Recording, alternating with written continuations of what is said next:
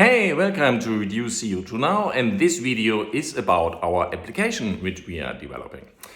And this app is really going to be supporting our core mission, turning climate change around, helping people. And we want to start with an initial functionality and then we want to grow it. And it's going to be a very cool thing. There's two kind of, ground rules for this application. First of all, because we have openness in our portfolio of values, so it's going to be open source. It's really one of the things. We want to develop this whole thing open source. And the second is we are in this whole organization, nobody gets paid. We are not going to pay any salaries. It's all over the place. We're not giving any salaries. So that's everybody in this organization is volunteering. And if we start paying some people, why don't we pay everybody?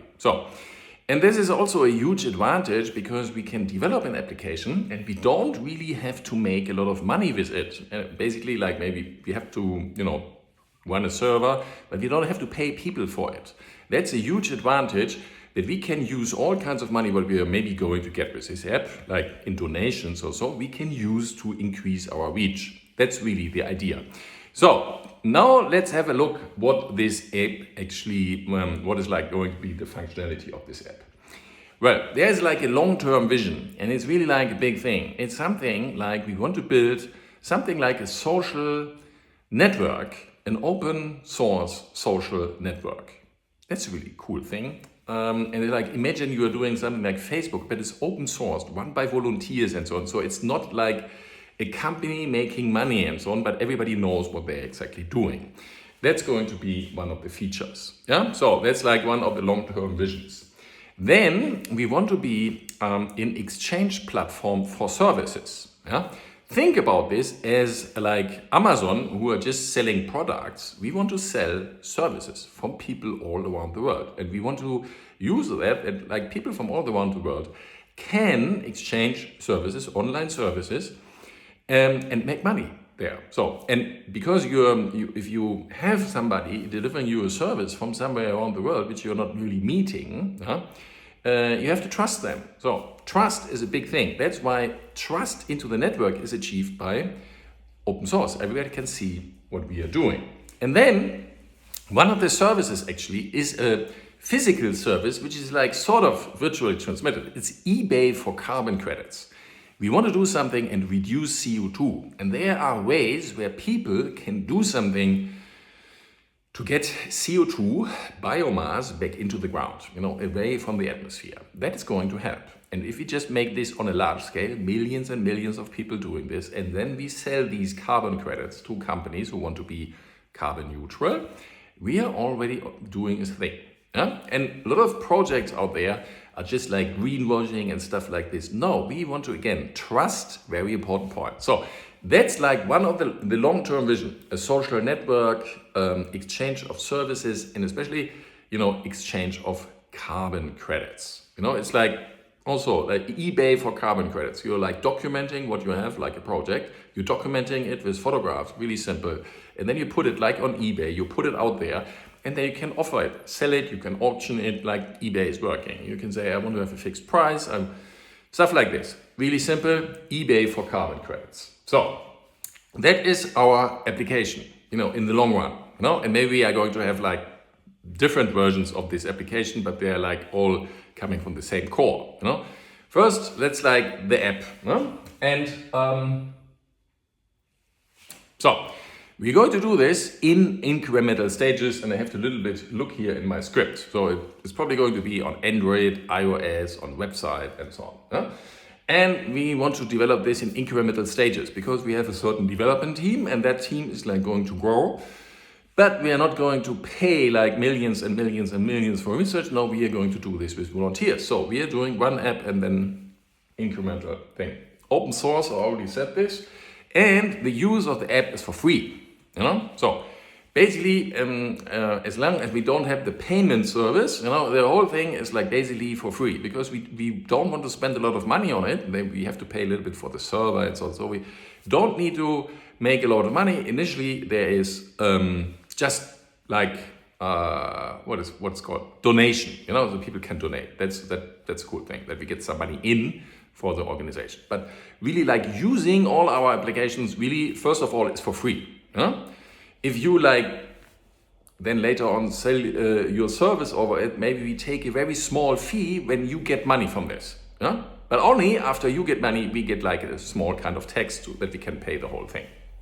Because there will be banks and everybody involved. But that's like far ahead in the future. The first iterations, you know, the core idea is the whole use of the app is for free. And we want to make it very simple for the users. We don't shower them with ads. No, we're not going to do that. We're not like forcing them to watch something like some apps do. We don't want to annoy the user in any way. We give them the functionality for free because we want to get a broad reach. You know, that's our advantage. It's our main thing. We want to reach the whole world, so we want to give functionality, and we want to give it for free. We don't want to force the user to anything. There's like maybe, you know that there's a possibility to pay something, like to donate, but we are not forcing anybody to do so. We are really friendly app, because a lot of things on apps nowadays are really annoying. You know, I tried one of those calorie counting apps out, and it's so annoying because you had to like wait and you were forced to watch ads and if you wanted to go for the free version. Okay, so the first version is really simple. It's like, you know probably what an email newsletter is. You go to a website, there's like a field, you punch your email address in, hit send, and then you get automatically by a system, you get emails. So, but we are not going to use emails here. We already have an email system. But no, we want to, like, the app is the email system. We want that people are downloading this app and then they can get alerts. You know, that's what an email system is. There's like in the app itself, maybe some articles, like short summaries about how this is. And, you know, you upload the app and you know, oh yeah, like here's a reasoning for CO2. Or here are some QR codes. So there's like some stuff like something like a blog, which is inside of the app. Just some articles, just some information. Yeah. Okay. And then there's a functionality that, you know, from a system we can send out. Oh, we have a new video out there on that channel, and we can inform everybody. Oh, there give the alert. Oh, in the international channel there's something, so that everybody gets a notification. Oh yeah, and then you click on it, and then you go, and you will maybe move to YouTube, TikTok, whatever. So that's like the base most functionality. That's like just like some text and graphics and information is displayed, and you can choose this maybe on a menu. And then we can send out that the app is giving alerts. That's basically the same thing that you do when you have an email system. But like in an email system, you are sending out 100 emails and only like very few people actually open them. Okay, and here we just interact much more intimately with the user. Okay, and then in the next version, you know, and still, you know, it's really up to the programming team, developing team, how to really make this into user stories and then put them in the different versions. But like in the prime version, it's like really simple, just like some text and you have the possibility to alert. Okay, good. The next version is like that you can say, oh, I have certain preferred languages. It's not what the app is at that moment be displayed. It's just like saying, hey, I can understand German, and I understand Portuguese and Italian and Spanish and English, of course, you know. It's like probably the core language for everybody, but like, you know, you can just tick these boxes. These are all the languages I understand. And the other languages, which are there, you just leave open. And then you can tick which kind of networks are you using. Oh, I use TikTok, YouTube, Facebook, and so on. Yeah?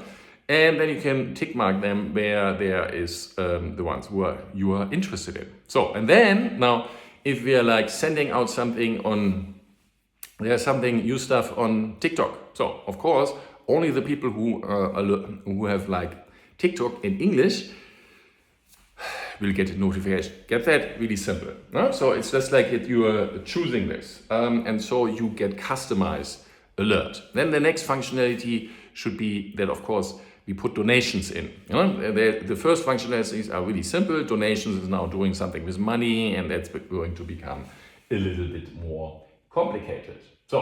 But so far, this app is just really like a tool for us. That's, by the way, where most apps actually stop, is they don't want to deliver any value. They just are valuable for the organization, like sending out alerts and getting money in. So it's basically the first stages are valuable for us. Now, in the next stage, we're going to look at functionalities which are very valuable to the user and have somehow to do something with us. And that's one is counting calories, because like, hey, one of our solution is food, food waste and these kind of things. So again, there can be like pages about this. You can get alerts when people say, hey, here's some cool ideas how to reduce your food waste. Here you can do, you count your calories. How much are you actually eating? You have maybe a scanner, on your, you're scanning the barcode of the products you bought, and then the thing is like putting it already in, and you just say, okay, I just bought, I don't know, noodles, and you scan it, and then it's, oh, spaghetti. And then you just say, okay, how much do I eat today? Okay, 200 grams, and then it's counting your calories. In the next step, after we have like this calorie counting, which is already very useful functionality, a lot of people like it and are using sort of calorie counters. We're going to do this for CO2. And it is just like one value more, where you just calculate, okay, spaghetti are like producing this amount of, depending on, so then you can calculate how much CO2 are you actually producing and start like looking for products which are better for your CO2 impact in the world. Huh? Isn't that cool? I think I haven't seen that before. So we are doing a CO2 impact counter with your phone, like scanning stuff and maybe even doing, AI, and like that AI is like calculating, based on what kind of product it is, how much CO2 is coming from this. Also, like, how is it wrapped? Is it in metal? Is it in plastic? Whatever. Huh? So that's like counting calories. Already very, very cool functionality.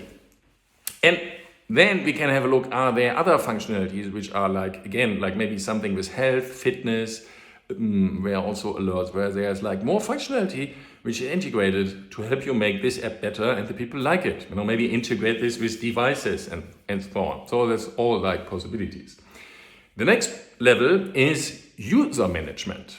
Now that thing becomes interesting, because user management, so far we just didn't do anything at all. All this stuff is on the phone. The person is like, you don't even have a login account to do anything, because we just like, you scan and calculate, it's on your phone. If you lose your phone, you could maybe back up the whole thing on your personal account, but there's like no network, so really about it. We don't really want to have your data. We are not doing the same thing as everybody else, trying to get as much data from you and selling it for somehow. No, we want to leave you in complete control about your data and not spying on you. That's like a very important feature, because we want to have that you trust us. That's why the whole thing is open source, that everybody who has the abilities can actually check the code and also start working on the project, but check the code. What we are saying is what we are actually doing. And now, user management, because remember, we want to sell services all around the world between people you don't know. So you have to have a certain kind of user management, like different levels of authentication. First of all, it's like you just open an account and you're just like a user, and that's it.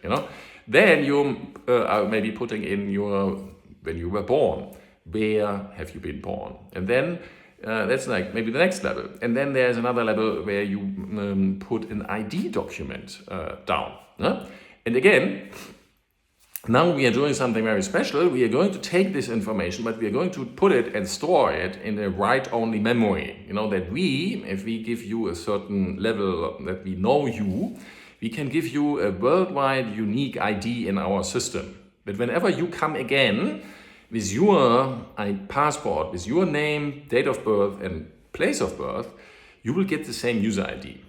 So that we are able to identify you exactly. Okay, good. And that's going to be a feature. And we don't want to get hacked, really. So we are going to place this in a place that like we use this information to do our authentication procedure. You will raise in the level of authentication. And whenever we need to store, like maybe a photograph of your ID, we're going to store it somewhere, but in a way that nobody from the internet can hack this thing. Yeah, it's going to be a really cool feature. But again, then also user data. Now, because there's now the possibility that we store user data in a central area and we store it on your phone. Like, for example, all your calorie counting, what you are doing, all that thing should be on your phone, and you should have the backup possibilities of your phone to back up the thing. We don't want to hold your data, because imagine that you like with a lot of apps, you're transmitting all your personal data somewhere, and you don't know what this is happening with this data. And if there's like the system is like hacked by somebody, well, then you have a disaster. And as we are open source, we have to especially take care, because everybody can know our code. They can look for vulnerabilities in the code. So we have to really take care that you can't really hack anything. Good. So, and then we are like, next version is like that we're going to this sort of virtual social media network. And one of the cool things is we say, we don't want to store like videos and things. No, we don't want to store really lots of images and stuff. There's like already applications out there which have this. So we want to interact with them. So you can like have your own social media profile here, but like the images and the videos and the stuff you're like putting out on all these other social media networks. Good. So, and we are just basically we are the linker between all of this. It's just like if you want to build your reputation in the sense of you are delivering services to somebody, you want to have maybe videos from your clients. You want to have videos where you're talking about what you are actually doing. Stuff like this, and do you have to put them on our network? No, you just put them out on YouTube and on the channels which are handling the videos very well, and then you just put in the links, and then that's like the same thing. We don't have to handle the data. The data is already handled by all the others. And then it goes even further. Now we come to the level where we are going to offer services. Services as like, imagine we are in the field of health, consulting, training, and these kind of things. So imagine you want to lose weight. You need a person and imagine now a person is going to call you every day for like 10 to 15 minutes and just asking, Thomas, what did you do yesterday? Did you follow your plan? Okay, and you pay €1 for this. That's not a amount of money for, let's say, a month, like €30, but for this person, maybe coming from a low-income country like Bangladesh or Vietnam, it's already a lot of money. And imagine that person is like having 5 to 10 clients. They make in 3 hours on the smartphone, they make more money than they would be if they would be working in a factory. Isn't that cool? And that's going to be in that system. So that person is doing something, learning something in language, of course, is necessary, but like asking these questions, it's really simple, and it's already a very valuable service. And there are like lots and lots of more services which are possible in the sense of transferring money between income and low income and high income countries, and of course between all kinds of people around the world. So that's going to be one thing, exchanging services. And then there's the other one is, it's also a service, carbon credits. Same thing. It's basically like, you're documenting your claim, you're like planting trees and you're documenting it, and like then you're selling it like every month or every year. So this is a really going to be a really cool feature to do something against CO2. That's why we want to have this thing growing, that the functionality is there and people can do this inside of this app, and the functionality is growing and the people use more and more this app. So, and that's like already quite a lot of about this application. There are of course like other features we can integrate. Is like something like a calendar and so on. So again, like don't do all the functionality which already exists. So if you already use a Google Calendar, maybe you do it there, or you are like, you ordered something over the app, you get like alerts again. So again, we are just at the beginning, there's like a roadmap for this, and we are going to do this incrementally. So you want to come on board? Please. please follow the channel and get in contact to us. Thank you very much.